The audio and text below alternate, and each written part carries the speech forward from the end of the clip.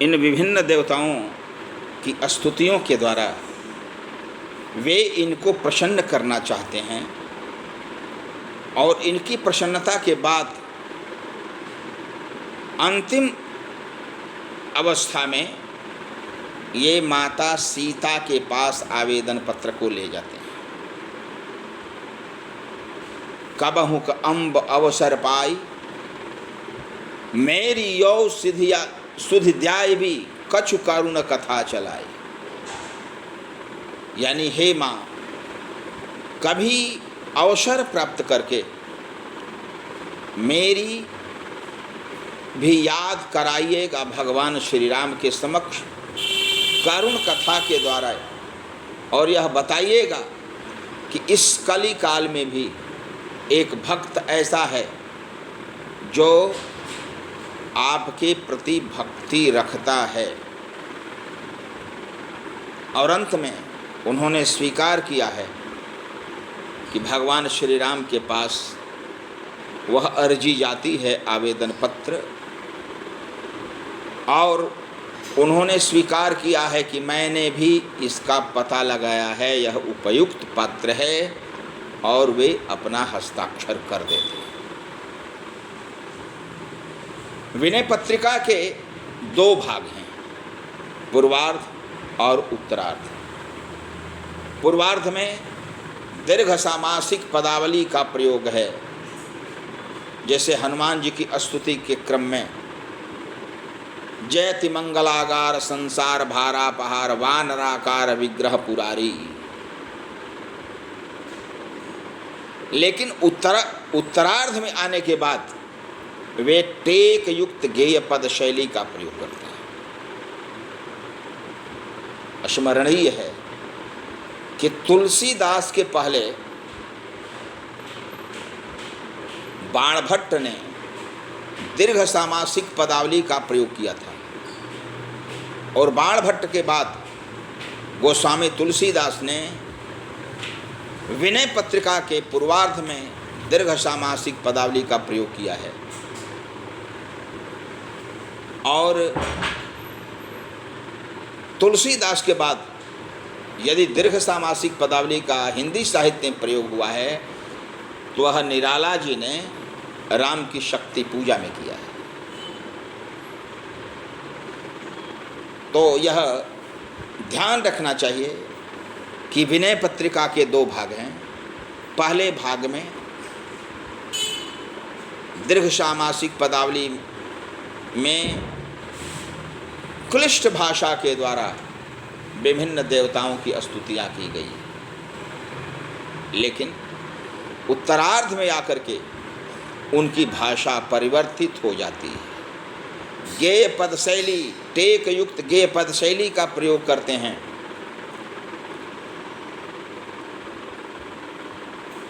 और उस पद शैली के द्वारा यह बताने का प्रयास करते हैं कि वे भगवान श्री राम के अनन्य भक्त हैं। तो जो विनय पत्रिका है वह एक शरणागत वत्सल भगवान के समक्ष अर्जी है, आवेदन है, निवेदन है कि मुझे अपना बना लीजिए। इसलिए कि वह विनय पत्रिका प्रपत्ति सिद्धांत पर आधारित है। प्रपत्ति सिद्धांत के 6 तत्व होते हैं: आनुकूल्यस्य संकल्प, प्रातिकूल्यस्य वर्जनम, रक्ष स्थिति विश्वासो गोप्तृत्व वर्णम तथा आत्मनिक्षेप कार्पण्यो षड्विधा शरणागति। तो वह मूलतः विनय पत्रिका प्रपत्ति सिद्धांत पर आधारित है। एक शरणागत तुलसीदास का वह निवेदन है, और शरणागत वत्सल भगवान राम के प्रति उनका समर्पण भाव है। और इस समर्पण भाव से वे चाहते हैं कि भगवान मुझे अपना बना लें। इस विनय पत्रिका के बाद गोस्वामी तुलसीदास जी ने राम के चरित्र से संबद्ध गीतावली नाम की पुस्तक लिखी, जिनमें विभिन्न गीत लिखे गए हैं और टेक युक्त गेय पद शैली में उन्होंने राम कथा को संजोने का प्रयास किया है।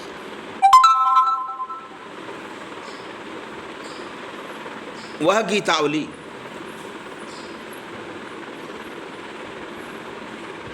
रामचरितमानस के अनुकूल ही कांड पर आधारित है। बाल कांड से लेकर के अंत तक के कथाओं को उन्होंने टेक युक्त गेय पद शैली में किया है, लेकिन भाषा उन्होंने ब्रज भाषा को ही रखा है, इसलिए कि गेय पद शैली, मैंने बताया है कि गेय पद शैली में ब्रज भाषा का ही प्रयोग होता था। जब उन्होंने गीतावली लिखी, जिसको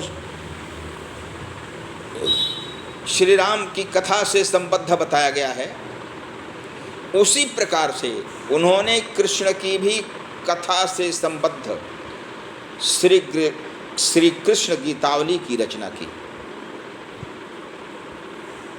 वहाँ पर श्री कृष्ण का चरित्र प्रधान है। इसमें भी समन्वयवाद की विराट चेष्टा है। वे राम को मानते हैं तो कृष्ण को भी मानते हैं। कृष्ण के बाल और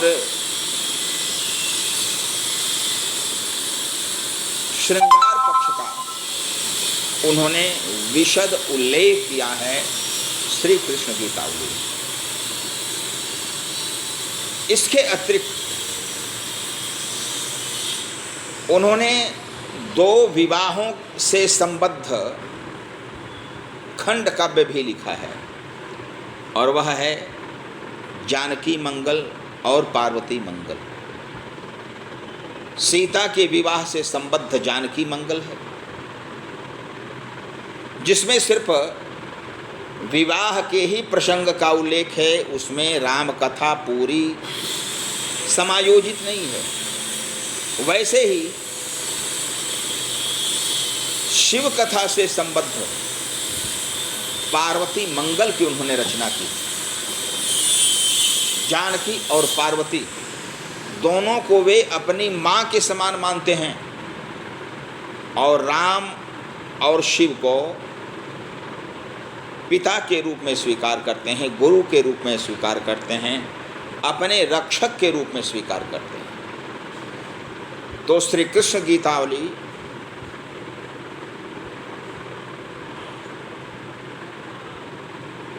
जानकी मंगल और पार्वती मंगल दोनों विवाह से संबद्ध काव्य हैं, और उन दोनों को की भी रचना गोस्वामी तुलसीदास ने ही की है। इसके बाद उनकी एक रचना है दोहावली, यानी दोहा की पंक्तियाँ।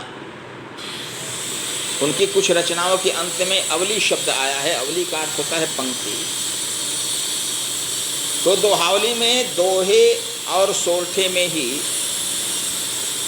पूरे काव्य की रचना हुई है। मात्र 2 ही छंद प्रयुक्त हुए हैं। विशेषतः दोहे ही हैं, सोरठे बहुत कम संख्या में है, लेकिन हैं। कुछ दोहे रामचरितमानस के ही यथावत रखे गए हैं, लेकिन अधिकांश दोहे राम कथा से तो संबद्ध हैं, लेकिन रामचरितमानस के नहीं।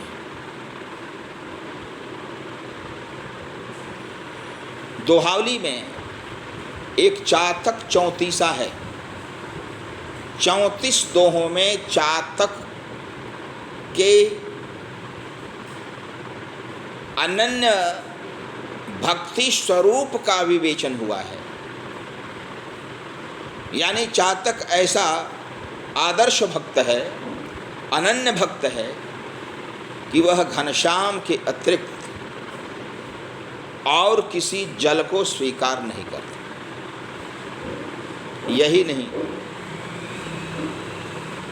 वह अपने प्रिय पर कोई आरोप नहीं लगाता। स्वाभिमानी इतना है कि उस जल को प्राप्त करने के लिए अपने सिर को हिलाता भी नहीं है। यदि उसके मुंह में बूंद आ गई तो ठीक है, वरना वह प्यासा मर जाता, लेकिन दूसरे जल को स्वीकार नहीं करता। तो उस चातक चौतीसा में तुलसीदास ने अपनी अनन्य भक्ति ही भगवान श्री राम के प्रति अर्पित की है। उनका एक दोहा है, एक भरोसो एक बल, एक आस विश्वास, एक राम घनश्याम हित, चातक तुलसीदास। यानी तुलसीदास वहाँ पर चातक बन गए हैं और भगवान श्री राम वहाँ पर घनश्याम हैं। उस भगवान रूपी घनश्याम को मनाने के लिए चातक तुलसीदास ने 34 दोहों की रचना की है, जिसे चातक चौतीसा कहा जाता है।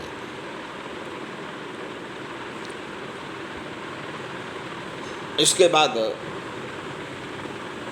एक उनकी रचना है वैराग्य संदीपनी, जो वैराग्य पर आधारित है,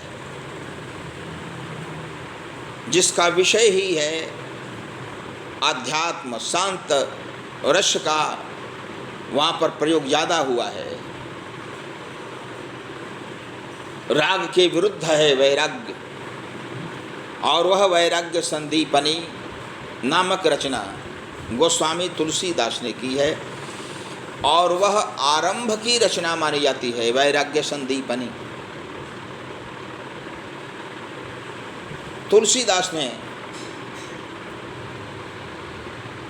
राम कथा की लोकप्रियता के आधार पर एक अन्य रचना प्रस्तुत की, और वह रचना है 12वें रामायण। दोहावली में, दोहा में उन्होंने राम कथा लिखी, रामचरितमानस में दोहा और चौपाई में कथा लिखी। लेकिन 12वें रामायण एक छोटी रचना है, लेकिन उस छोटी रचना में उन्होंने मात्र 12वें छंद का ही प्रयोग किया है।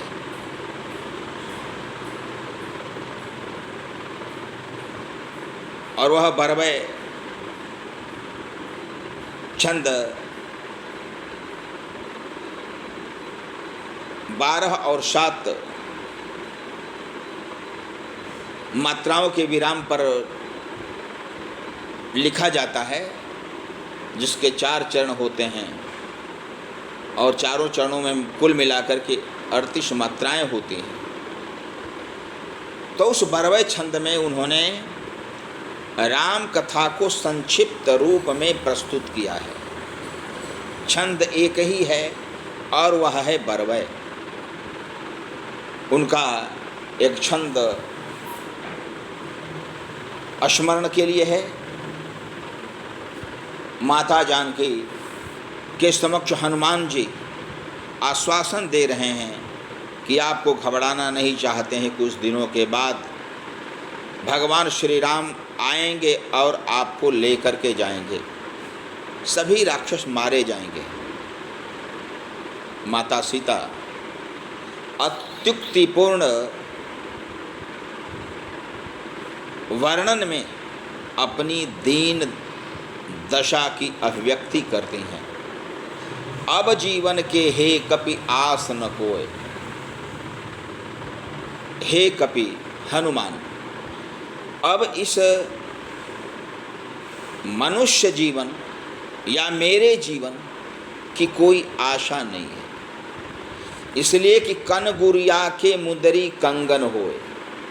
कनिष्ठिका अंगुली की जो अंगूठी थी वह मेरे हाथ में कंगन के रूप में आ गई।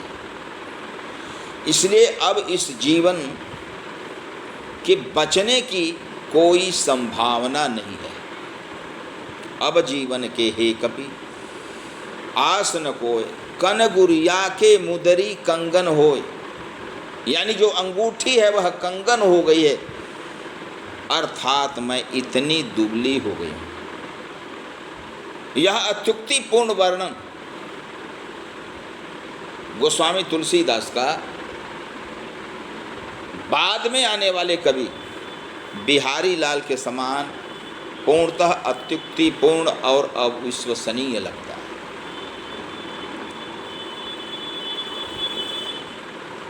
इसी ढंग से विवाह के पहले नहछु नहावन एक वैवाहिक विधि है, उसका प्रयोग होता है। एक चरण है, उसके बाद ही विवाह होता है। तो नहाछु नहावन के आधार पर रामलला नहछु नामक काव्य की रचना गोस्वामी तुलसीदास ने की।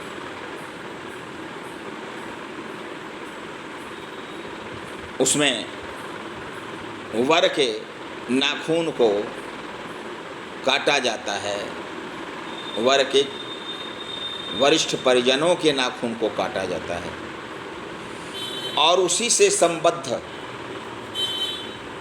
कथा को प्रस्तुत करते हुए खंड काव्य के रूप में गोस्वामी तुलसीदास ने 12वें रामायण को प्रस्तुत किया है।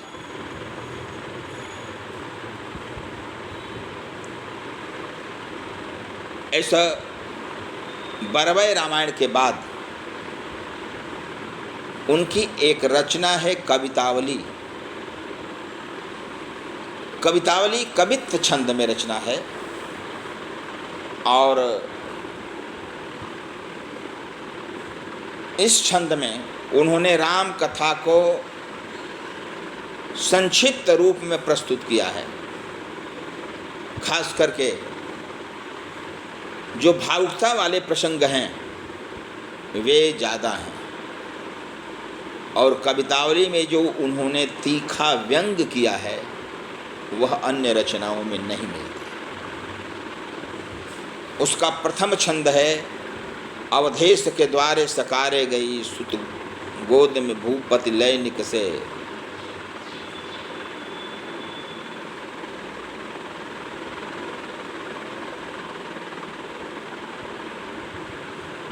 उस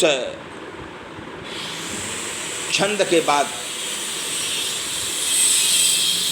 जो राम की कथा की प्रस्तुति होती है अन्य कवित्वों में वह विशिष्ट है। खास करके राम के वनगमन के प्रसंग में जल को गए लखन है लड़का परिखों पिए छाह घरी के द्वे ठाढ़े पोंछ पसेउ बयारी करों और बाएं बखार हो भूहुर डाढ़े जाहन की नाह को नेग लख्यो बैठ विलम्ब लोकंठ काढ़े। तो यह जो भाव है खास करके भावुकता वाला कवितावली में विशिष्ट रूप में अभिव्यक्त हुआ। तुलसीदास ने जो व्यंग किया है वह कवितावली में जितना मुखर व्यंग उन्होंने किया है उतना और जगह नहीं किया है। जैसे अरण्यकांड की कथा के प्रसंग में वे बताते हैं कि रामचंद्र जी के जंगल आने की सूचना को प्राप्त करने के पश्चात विंध्याचल पर्वत के जितने साधु संत थे सभी प्रसन्न हो जाते हैं। उनकी प्रसन्नता का राज यह है कि भगवान श्री राम के आने के बाद जितने भी पर्वत शिलाएं हैं सभी चंद्रमुखी स्त्रियां बन जाएंगी और हम उनके साथ सप्रेम अभिसार करेंगे। यह व्यंग्य भाव गोस्वामी तुलसीदास ने अभिव्यक्त किया है। विंध्य के वासी तपोव्रतधारी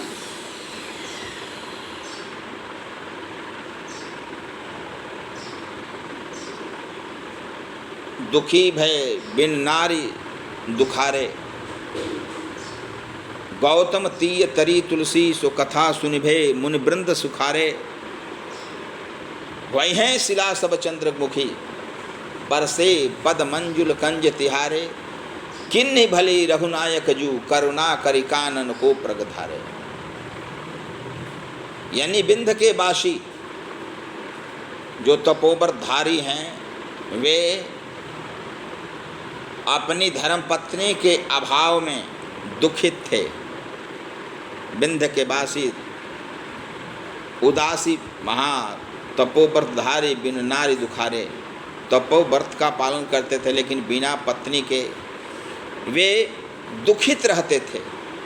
वे प्रसन्न हो जाते हैं कि राम का आगमन हो रहा है।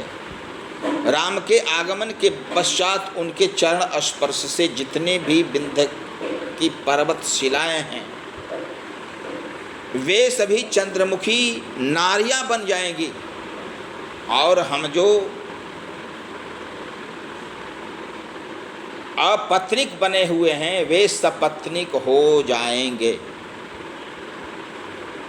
इसलिए वो धन्यवाद व्यक्त करते हैं, आशीर्वाद देते हैं भगवान श्री राम, शुभकामना व्यक्त करते हैं। तो यह चंचल चरित्र वाले साधुओं की मनोव्यथा की अभिव्यक्ति करने वाला है। चंचल चरित्र वाले साधु दाढ़ी मूछ बढ़ाने के बाद भी पत्नी की कामना करते हैं और इसी की सटीक प्रस्तुति गोस्वामी तुलसीदास ने की।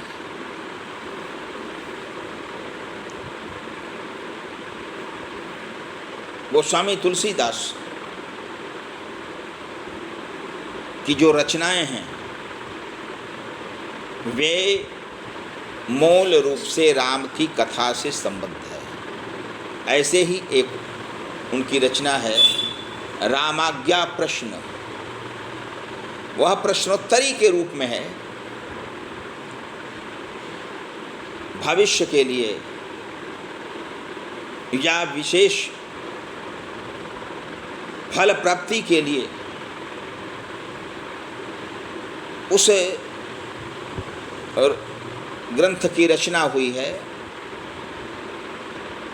जो ज्योतिष से भी संबद्ध है। तो उस रामाज्ञा प्रश्न की भी विशेषता तुलसी ने अभिव्यक्त की है। इस प्रकार जो गोस्वामी तुलसीदास का है संक्षिप्त काव्य परिचय विशिष्ट है। 3 भाषाओं में रचना करना, कई छंदों में रचना करना और यही नहीं कई छंदों में राम की कथा को ही अलग अलग ढंग से प्रस्तुत करना। रामचरितमानस में दोहा और चौपाई में विशेष रूप से प्रस्तुत करना, कवितावली में कवित्त छंद में प्रस्तुत करना, 12वें रामायण में 12वें छंद में प्रस्तुत करना, दोहावली में दोहा छंद में प्रस्तुत करना और गीतावली में गेय पदों में प्रस्तुत करना, यह तुलसीदास के साहित्य की विशेषता है।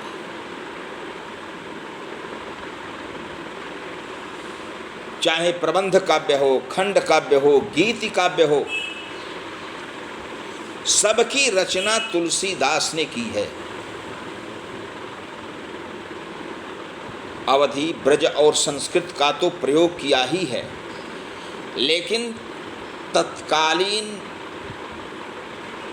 साहित्य में जो प्रमुख विधाएं प्रयुक्त होती थीं, उन विधाओं का सफल प्रयोग गोस्वामी तुलसीदास ने किया है। जैसे प्रबंध काव्य हो गया, तो प्रबंध काव्य में तुलसीदास ने रामचरितमानस की रचना की। गीत काव्य है तो विनय पत्रिका गीत काव्य है, गीतावली गीत काव्य है, श्री कृष्ण गीतावली, उसमें गीत शब्द ही है।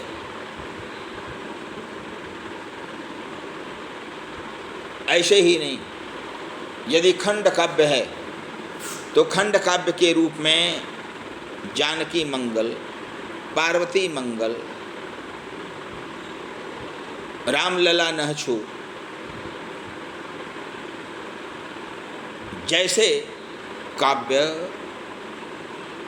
एक खंडित जीवन के अंश को व्यक्त करते हैं, इसके चलते वे खंड काव्य। उन्होंने मुक्तक काव्य की भी रचना की है, जैसे गीतावली, श्री कृष्ण गीतावली, विनय पत्रिका, कवितावली, ये सभी मुक्तक काव्य हैं। एक छंद का दूसरे छंद से किसी प्रकार की कथा की संबद्धता नहीं रहती, दोनों अलग अलग हैं, इसलिए कथा का बंधन नहीं रहता, इस कारण उसे मुक्तक कहा जाता है। तो मुक्तकों की भी भरपूर रचना गोस्वामी तुलसीदास ने की है। स्मरणीय है कि राम कथा से संबद्ध अधिकांश काव्य अवधि में है, लेकिन श्री कृष्ण की कथा या गेयता की जहाँ पर अभिव्यक्ति करनी है, उन्होंने अवधि को छोड़ करके ब्रजभाषा को स्वीकार किया। लेकिन यदि स्तुति का प्रसंग हो, फलश्रुति का प्रसंग हो, ग्रंथ की प्रस्तावना का प्रसंग हो, वहाँ पर कहीं कहीं उन्होंने तुलसीदास का भी, संस्कृत का भी प्रयोग किया है। संख्या अल्प है संस्कृत में, इसलिए कि वे भाषा में ही रचना करना चाहते थे, लोक भाषा में रचना करना चाहते थे।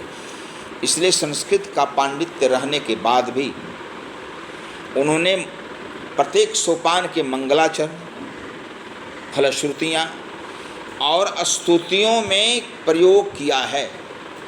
इस प्रकार से तुलसीदास का जो साहित्य है वह समृद्ध साहित्य है और अपने समकालीन सभी कवियों से विशिष्ट साहित्य है।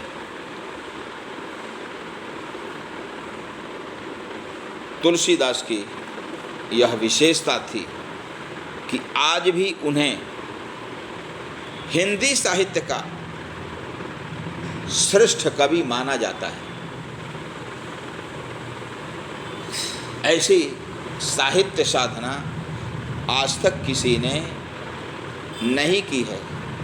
इसी कारण जब ग्रियर्सन से प्रश्न हुआ था, उन्होंने अपने इतिहास में बाजाप्ता लिखा है